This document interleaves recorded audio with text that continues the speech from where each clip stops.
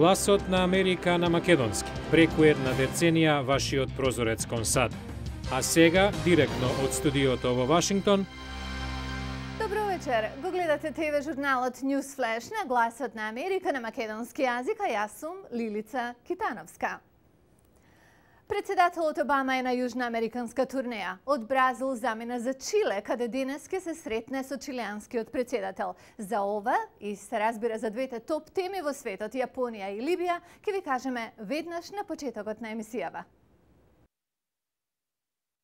Западните сили лансираа втора сесија напади со проектили врз силите лојални на либискиот лидер Муамер Гадафи во обид да ја одвратат офанзивата против градовите кои се под контрола на бунтовниците. Нападите ги изведуваат САД, Британија, Франција и други земји сојузници со цел да ја заштитат зоната на забранети летови согласно усвоената резолуција на Обединетите нации. Американски официјални лица јавија дека либискиот лидер не е мета на нападите, иако има вест дека административна зграда во областа каде живее Гадафи била оштетена од проектил во неделата. Јапонските власти соопштија дека екипата што работела на третиот реактор од нуклеарниот комплекс Фукушима е привремено евакуирана откако било забележано дека од него излегува сив чад. Надлежните денес изјавија дека во воздухот не е регистрирана зголемена радијација и дека работниците се уште се обидуваат да утврдат причината за најновиот инцидент. Нуклеарката се соочува со нова закана од радијација заради поројните дождови што го зафатија североисточниот дел на Јапонија неодамна погоден од катастрофалниот земјотрес. А во меѓувреме проширени се рестрикциите за продажба на одредени прехранбени производи контаминирани од радијација.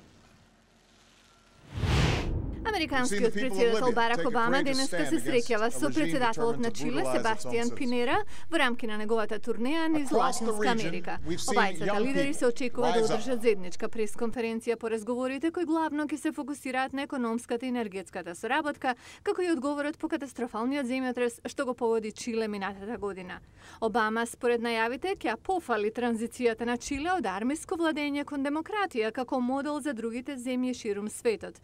Тој изрази сличен став и во неделата во Рио де Жанеиро за време на посетата на Бразил. Со продлабочување на нуклеарната криза во североисточна Јапонија, владата советува да се седи во затворено.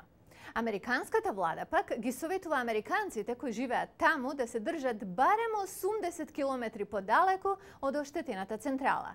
Во меѓувреме во Кина, па и во САД, луѓето прават резерви од апчиња на потасиум и јод да се заштитат од радијација. Што досега се знае за радијацијата и како таа се одразува на здравјето од следниот прилог. Десетици илјади луѓе од Јапонија се скенирани за изложеност на радијација од страна на медицински тимови кои носат специјална облека и гајгерови бројачи.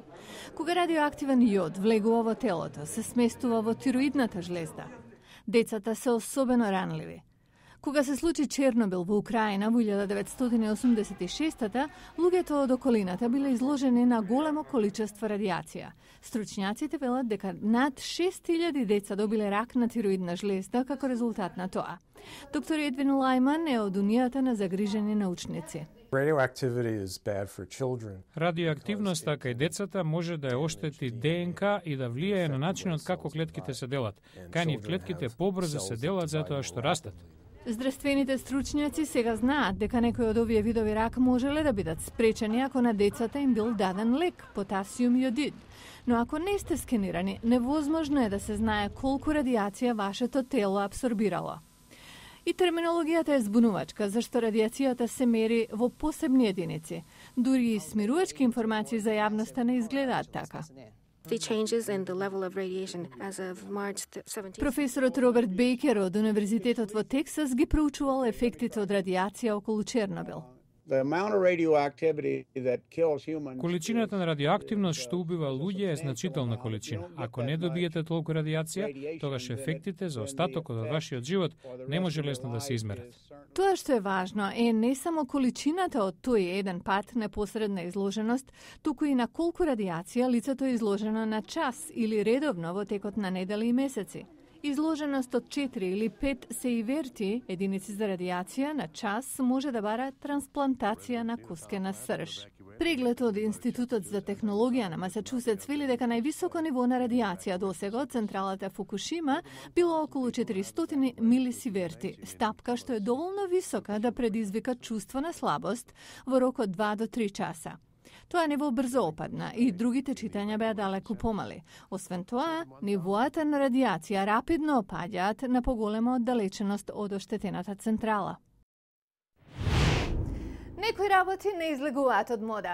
Каубојските чизми, например. Особено на годишното сточно шоу и родео во Хјустон, Тексас, не доаѓајте во обични чевли. Или ако дојдете, купете си чизми таму. Каубојски чизми во илјадници премероци, големи и мали. Луѓето ги носат за забава, заради мода, но и дека се комотни. Тоа се главно љубители на родео настани.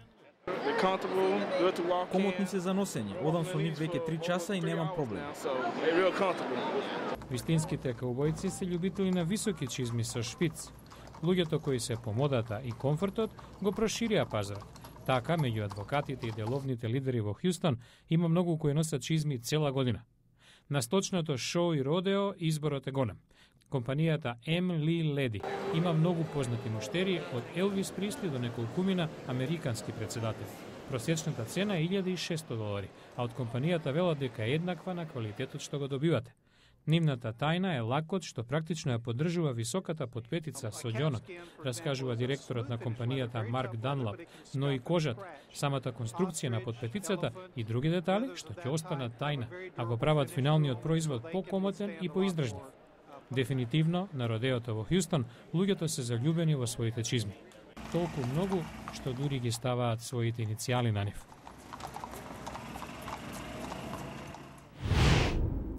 Американскиот уметник Александър Калдер е познат по мобилни скулптури, што се закачени и се движат. Но и нешто друго. Портрети.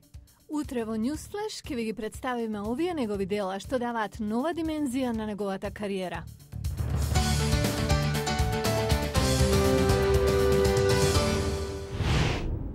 Ова беше Newsflash на Гласот на Америка на македонски јазик. Јас сум Лилица Китановска. А многу повеќе информации ќе најдете на нашата веб страница glasnaamerika.com. До гледање.